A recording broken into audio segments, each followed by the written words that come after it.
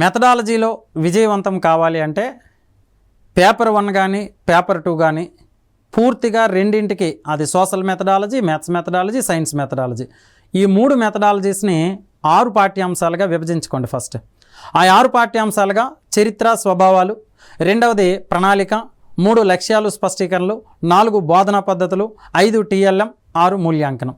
మరి ఈ 6 అంశాలని ఒకేసారి చదివినప్పుడు విపరీతమైన ప్రెజర్కి లోనవుతున్నా, ఒత్తిడికి లోనవుతున్నా, అంత ఈజీగా నాకు గుర్తుండట్లేదు, ఏమైనా ఇందులో బెస్ట్ ఏమైనా చెప్పేయండి, చదవాలి అనుకున్నప్పుడు మాత్రం మీరు క్లియర్గా ఏం చేస్తారంటే బోధనా పద్ధతులకు వెళ్ళండి.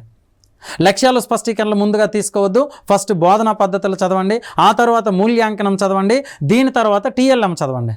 ఈ మూడింటిని కనుక చదివారు అంటే మెథడాలజీలో 60% మనం స్కోర్ చేయొచ్చు. ఎందుకు ఈ మూడింటినే స్కోర్ చేయొచ్చు అంటే, ఇదివరకు మెథడాలజీలో ఏదైనా ప్రశ్న అడిగాడు అంటే బోధనా పద్ధతులకు అత్యధిక భాగం ఉండేది, అత్యధిక ప్రాధాన్యత. కానీ ఇప్పుడు బోధనా పద్ధతులను ఢీకొట్టే ప్రాధాన్యత దేనికి వచ్చిందంటే మూల్యాంకనానికి వచ్చింది. ఎందుకు? మూల్యాంకనంలో CCE వచ్చి చేరింది. కాబట్టి ఈ 2 అంశాలు చదివామంటే దాదాపు 40% మనం గెయిన్ చేయొచ్చు. ఇంకొకటి, లక్ష్యాలు స్పష్టీకరణలు, ప్రణాళికలు వదిలిపెట్టి TLM ఎందుకు నేను చదవమంటున్నానంటే, TLMలో నెంబర్ ఆఫ్ బిట్స్ వస్తాయండి. అసలు మ్యాథ్స్ TLM కానీ, సైన్స్ TLM కానీ, సోషల్ TLM కానీ, వాడు TLM టచ్ చేశాడు అంటే టెట్లో కానీ, DSCలో కానీ TLM నుంచి మీరు గుర్తుపెట్టుకోండి 5 బిట్లు ఖచ్చితంగా వస్తాయి.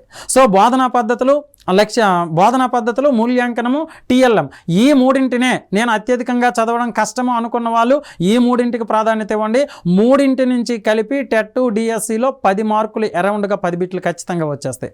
ఆ తర్వాత మీరు ఏం చేస్తారంటే, ఇది అర్థం చేసుకోవడం కఠినమైనప్పుడు శాస్త్రాలు, స్వభావాలు, చరిత్ర ఉంది, గణిత చరిత్ర, సైన్స్ చరిత్ర, సోషల్ చరిత్ర, ఇది డైరెక్ట్గా మనం కంటెంట్ ఎలాగైతే చదువుతున్నామో అలాగే డైరెక్ట్గా చదివితే వచ్చేస్తాయి. కాబట్టి దానికి తర్వాత ప్రయారిటీ ఇవ్వండి. 3 శాస్త్రాల నుంచి 3 బిట్లు గ్యారంటీ.